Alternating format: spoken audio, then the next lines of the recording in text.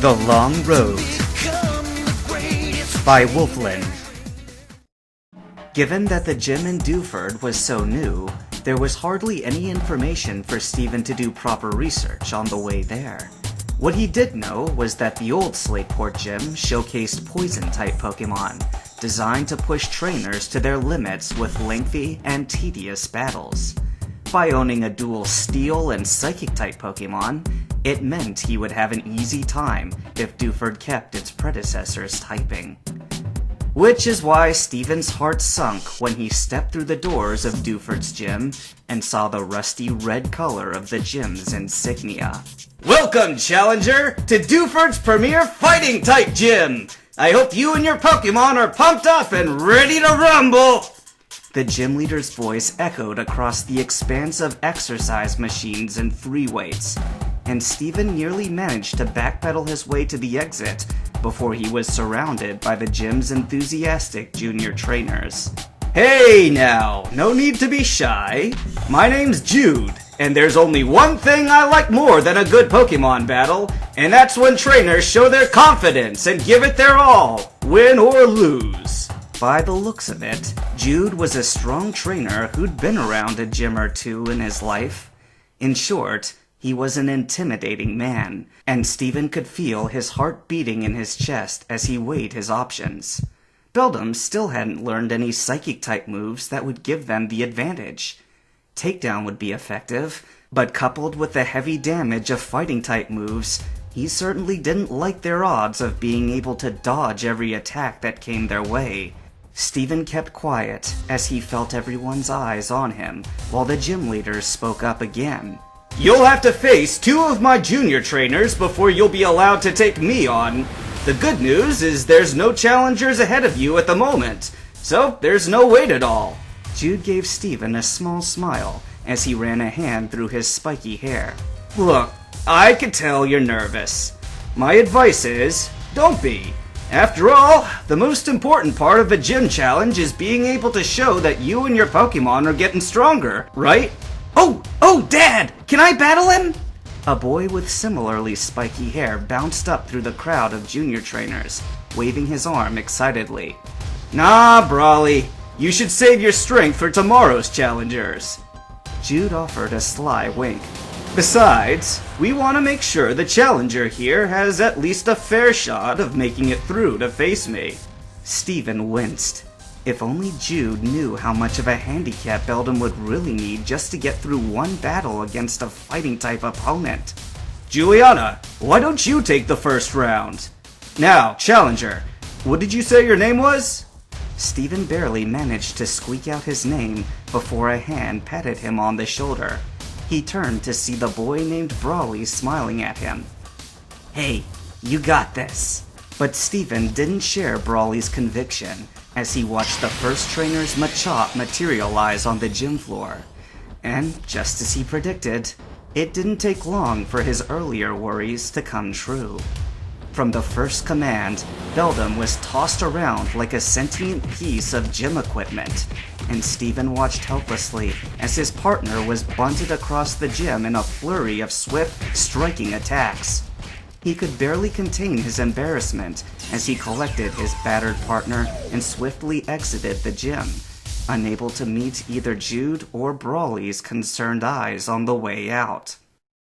After a nervous wait at the Pokemon Center, Stephen couldn't bring himself to put Beldum's ball back on his belt. Holding its Pokeball a little too tightly, he found himself wandering through Dewford's streets, lost in thought. The little town didn't stretch very far beyond the heart of the gym and Poke Center, so as Stephen kept walking, civilization quickly faded into rocky beaches and choppy gray waves. The beaches were nearly empty in this sleepy tourist town, although Stephen barely noticed.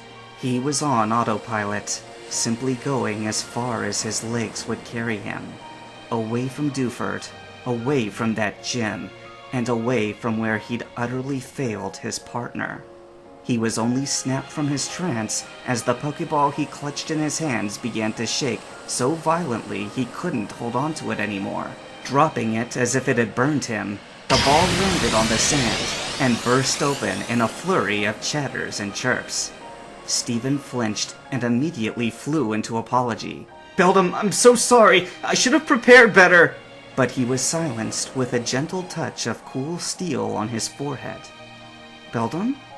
A low whine came from his starter, and Stephen guessed at its meaning. "You're not mad at me?" A red eye blinked as its head waggled in the negative. "Then what should we do now?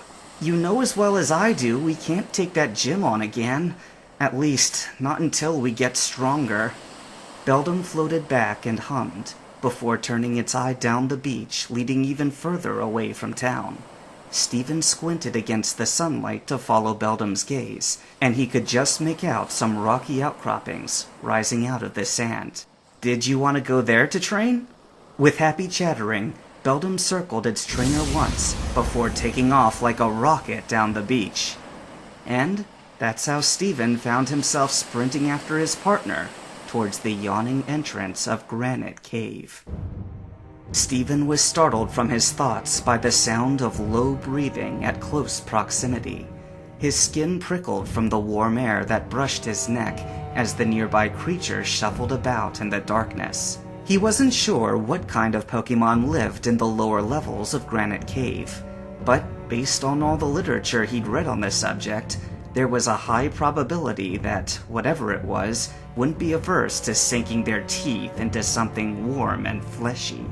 The thought nearly made him shiver, but he held his breath and willed himself to remain still, hoping and praying that this visitor wasn't a Sableye.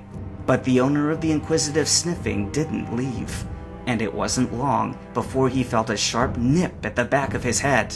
With a yelp, Stephen curled up as much as he could and wrapped his good arm protectively around the back of his head. He hoped that was enough to show whatever tried to take a bite out of him that he was indeed still alive and very much not pleased with the idea of becoming its snack. Although if that failed, there wasn't much he could do to fend off a hungry Pokemon, so he braced himself for the next attack.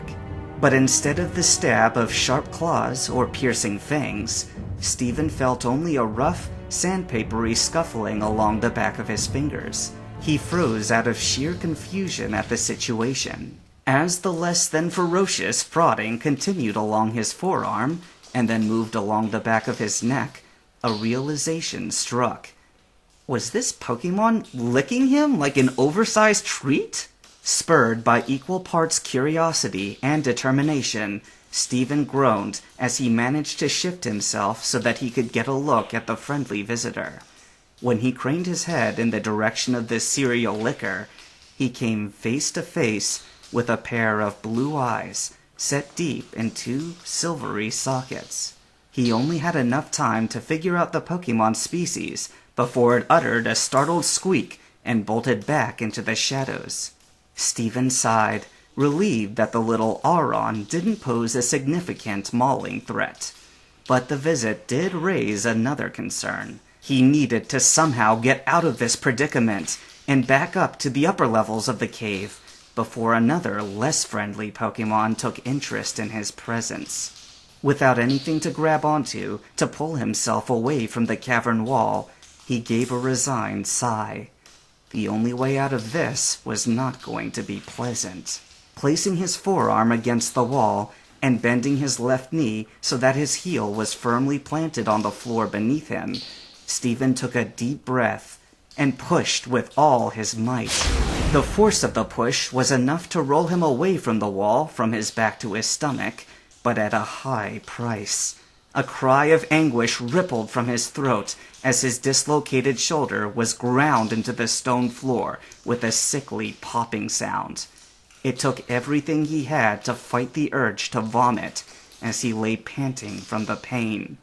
Somewhere in the back of his mind, he tried to reassure himself that, if nothing else, at least Beldam might be able to locate him from his screams.